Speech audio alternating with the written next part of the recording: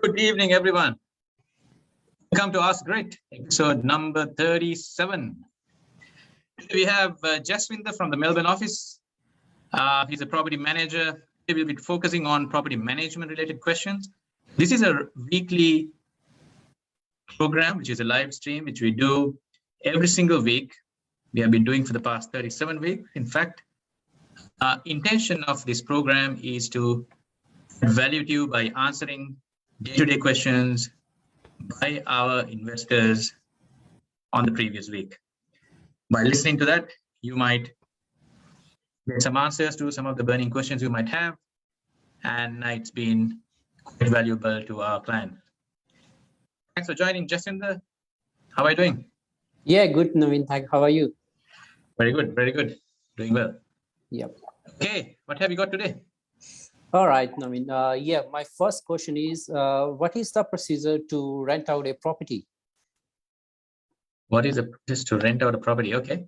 Yeah.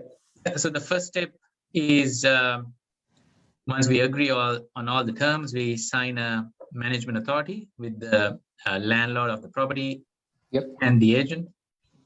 And then we sign off on everything, and then we put the property into market. Okay. It can be a property which is already under management with another agent. In that case, we will take over the files from the current agent. If it's a brand new property or it's a property which is vacant, which has to be rented out, we will start the advertising and start the leasing out process. But those are the basic steps to get started. Okay, yeah, no, that's good. That's good. So in terms of owner's responsibility, what are the things that an owner will be responsible for? From the owner's point of view, if it's a house which is vacant, the house has to be clean. It has to be clean and tidy, professionally cleaned, because we expect the tenants to return the property in the same condition as it was. So on the owner's side, we expect the property to be cleaned and professionally done. And if it's a brand new property, things like landscaping, fencing, all those little elements has to be completed so that as a tenant, when they come in, they have everything they need to get started straight away. And another important thing is blinds. So property has to be completed if it's a brand new property. If not, it has to be clean and tidy so that tenants can move in straight away. Okay, yeah, no, that's good. That's good. So how do you normally qualify the tenant for the property? So is there any particular procedure for that?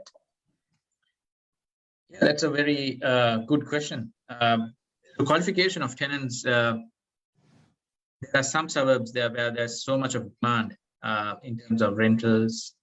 We get lots of applications, and what we always try to see is we have the right tenant in place rather than having any tenant. It's important to vet and verify all their details. So we do a number of checks. We do an employment check to make sure they work at the place they mentioned. We do some reference checks from the employer. We do other reference checks of the references they have given. We do a criminal check from the databases. We do social checks of the individual. So we do a variety of checks to make sure we have the right tenant in place, and more importantly, we want to make sure the tenant has the income required to pay the tenant or to pay the rent and live a comfortable life as well. Okay, no, that's good. And how is a property manager? They look after the property. What are the process they do? So as a property manager, the key duties would be first to make sure we have a management authority in place, then to make sure we have a lease agreement in place with the tenant. Then we need to make sure the bond has been paid 1 month in rent in advance has been paid. Bond goes to the bond authority. And then we do routine inspections every 4 to 6 months based on the property, where the landlord will get reports. Every single month, they'll be getting income and expense statements. At the end of the financial year, they get a whole end of financial year statement. And we communicate every month at least to make sure they are totally in sync with what is happening with the property. And we basically take the whole burden out of the landlord to manage their properties. Okay. That's the whole Yeah. purpose of having a property manager. Okay, yeah. And is there any other bills on the property that an owner is going to expect, or just collecting the rent? No, it really depends on the owner's preference. If they want to, we can manage bills as well. So things like the council bills, the water rates, if there's owner's corporation, if it's an apartment or townhouse, and even land tax bills. So we can take care of that from the rent and manage all that, and so that they have one statement at the end of the month. But some owners do prefer to pay it by themselves for the management of funds. Yeah, It is totally fine too. Okay, and Naveen, what are the benefits to have a agency or the property manager?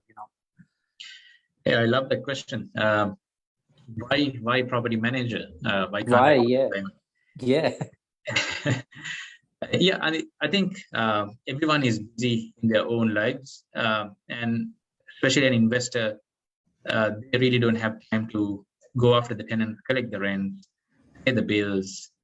If you have to go to VCAT, go to VCAT. It's a I think as an investor myself, it's a waste of time. And there are professionals in the field who can take care of for them, and why not pay them and get it done? Save a ton of headaches and time and money for an investor. So the main why is saving time. Let the professionals take care of the work they specialize on. yep. That's good. And how many properties will my property manager oversee? Typically, each property manager will manage 100 to 150 properties, but each and every landlord will have a dedicated property manager for his sort of property. Okay, yep. That's good. That's good. And yeah, my last question is, Naveen, what are the method you use to to market the properties? Yeah, marketing really depends on the property, the location. If it's a really hot area, we use realestate.com or the property portals, as well as we do Facebook marketing, social media marketing. We use physical boards, and then we do open inspections every single week. At the same time, if it's more of a co-living or that sort of a concept, we do use variety of other sources, other portals and other community hubs to advertise as well. So it really depends on the property, but in terms of advertising and marketing, we advertise everywhere so that the properties will be seen by the potential tenants. Okay, no, that's good, Naveen. Yeah, that's very useful information that you provide us. It's really good. Right, there's a few other questions. Let's check it out.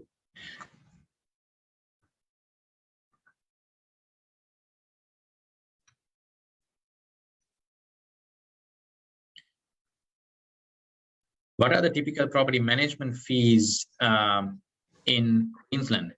Yeah, each and every state is different in terms of property management. Queensland, you're looking at 7 to 9% in terms of property management fees. Even in Queensland, places like Cairns and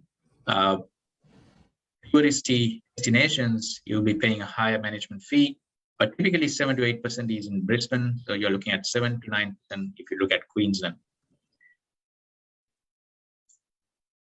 which is higher than Victoria. Okay.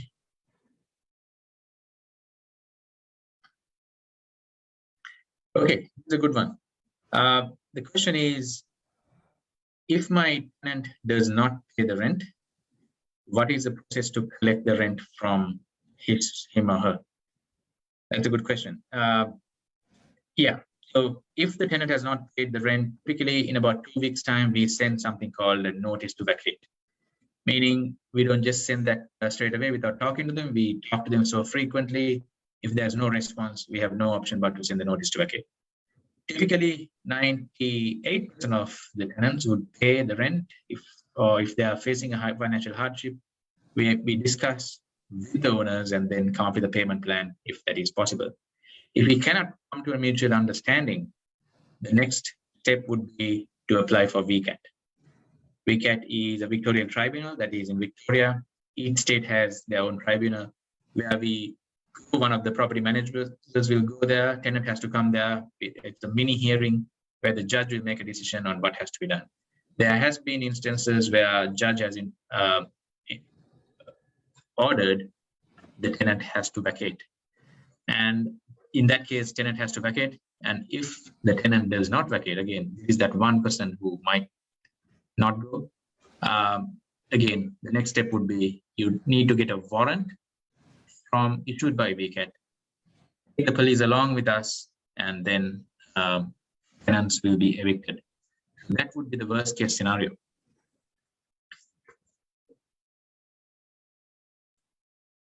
Another question, as a property investor, what are the precautions I should take to make sure my property is safe? Having a good property manager to your investment property is vital. That's number one. Number two would be you need to have the right insurances in place. You need to have your building insurances to make sure something like a fire or a whirlwind or a tsunami or whatnot, a natural disaster happens, you're covered for the building or the house. At the same time, landlord insurance is critical as a property investor. In case if there's a big damage to the property, typically it doesn't happen as long as you manage the property very well. If something happens, the landlord insurance can take care of that for you. So having the insurances in place is absolutely critical as a property investor. Having a property manager, make sure your insurances are up to date and make sure they don't lapse and you're in danger for lack of insurance. Very, very good question.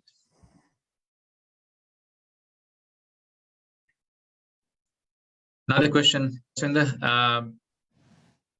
During COVID, landlord insurance did not cover loss of rent for tenant leaving.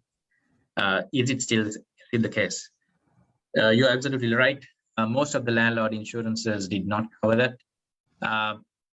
Still, it is the case. We are still not out of COVID. But regardless, that will come back up as soon as we are out of this. But having the landlord insurance is vital just because the loss of rent is not covered. Because imagine if the tenant has damaged the property which cannot be recovered from your bond, and as an investor, you don't have to be out of pocket and you need to have insurances in place. So that's quite critical. All right, I think that, yeah, that's about it. 15 minutes.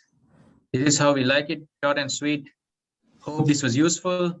Hope this was educational. And what we do is we educate a lot of property investors. In fact, we do have a property investment workshop tonight as a webinar, kicking off at 7 p.m. Melbourne time. If you want to come listen to it, please register. It's never too late. You'll be getting a Zoom link straight away. And you can listen to some property investment insights and some educational material. Until we see you next week, goodbye for now and have a safe weekend ahead. Thank you, Naveen. Thank you, Sriya.